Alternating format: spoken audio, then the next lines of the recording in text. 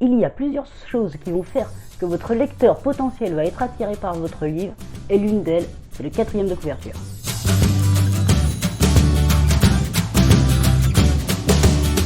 Bonjour à toutes et à tous, soyez les bienvenus chez l'écrivain, la chaîne où l'écriture est à portée de votre main.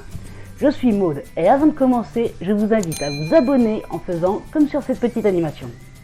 Il existe plusieurs choses donc pour pouvoir attirer un potentiel lecteur sur votre livre. Vous avez la couverture qui va d'abord l'attirer, ensuite le titre et ensuite le 4e de couverture. Vous savez, ce petit résumé qui se trouve juste au dos de votre couverture.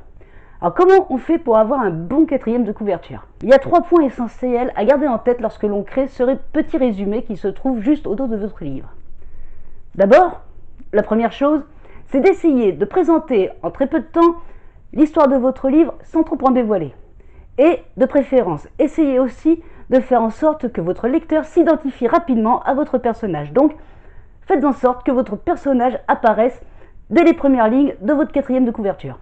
Ensuite, il faut que votre personnage puisse s'imaginer un petit peu le style d'histoire, le genre de littérature que c'est, et ainsi, il faut que vous puissiez, dans ce très court résumé, que vous puissiez indiquer ce que va comporter votre histoire, mais sans trop en dévoiler non plus. Parce que si vous en dévoilez trop, ça sert à rien, c'est pas la peine d'acheter votre livre.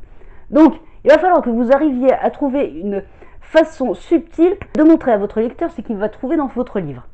Et pour finir, comment faire pour accrocher complètement votre lecteur? La plupart des 4e de couverture, ça vous l'avez peut-être déjà remarqué, finissent par des questions. Quoi de mieux que de faire s'interroger votre lecteur afin qu'il ait envie d'acheter votre livre pour continuer la suite de votre histoire? Si vous terminez par des questions genre « Une course contre la montre lancée va-t-il arriver à temps ?» Ou encore, je ne sais pas moi, quelque chose comme « Quel est ce grand mystère qui pèse sur la famille Intel ?» Vous voyez le genre de question qui va donner envie à votre lecteur de connaître la réponse et donc d'acheter votre livre et de lire la suite. Gardez aussi en tête qu'un 4e de couverture, ça doit être court et ne doit pas donc rentrer dans des détails. Vous ne mettez pas dans un 4e de couverture des dialogues, vous ne mettez pas des descriptions trop poussées, vous ne mettez pas grand chose qui puisse alourdir ce petit résumé qui est juste là pour inciter à lire. Votre 4e de couverture, essayez de l'imaginer comme de la publicité.